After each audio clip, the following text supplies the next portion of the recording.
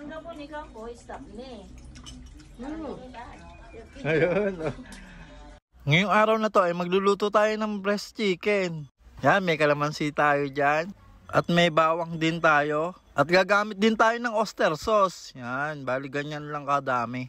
At kailangan din natin ng pamintang durog. At ketchup, yan. Goods na yung ganyan. Gagamit din tayo ng star margarine. Tsaka toyo. Tapos gagamit din tayo ng coke. Yan, ganyan kalaki lang. Tapos ang hindi pwedeng mawala, ang chicken. Bali, ang unang gagawin natin ay ilalagay lang natin yung mga chicken dito.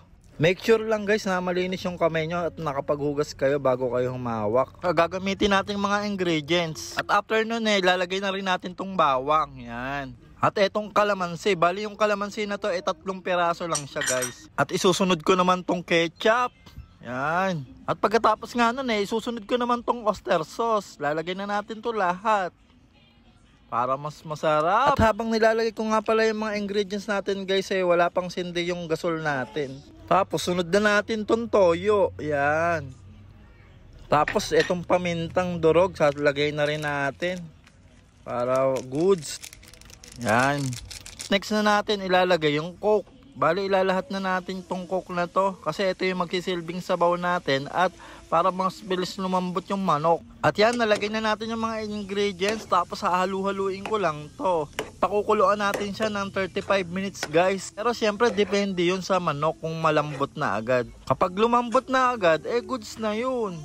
At yan, sa pagkakataon na to, nilagyan na natin ng apoy yung ating niluluto. Pakukuluan ko lang to, kaya waiting tayo. At dapat Mars, marunong tayong magantay. Oo Mars, ganun yun. Balik din yun Mars, char. At dahil kumukulo na nga siya, pwede na natin itong ilagay yung star margarine. Alam nyo ba guys, isa to sa nagpapasarap dito. Ang star margarine, kaya dadamihan natin yan para all goods at mas masarap.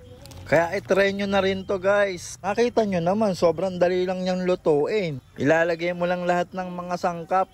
Tapos pakukuluan mo lang. Tapos pag nakumulo, tapos ilalagay mo lang tong butter. Pagkatapos nun, all goods na. Napaka basic, kayang-kayang mo to. At alam nyo ba masarap tong lutuin. Lalo na pagka may mga bisita kayo at may handaan sa inyo. Sigurado ako hindi ka mapapahiya pag niluto mo to. Kaya Mars, mga sis, itry nyo na to. At yan ang aking hipag na si Arlie.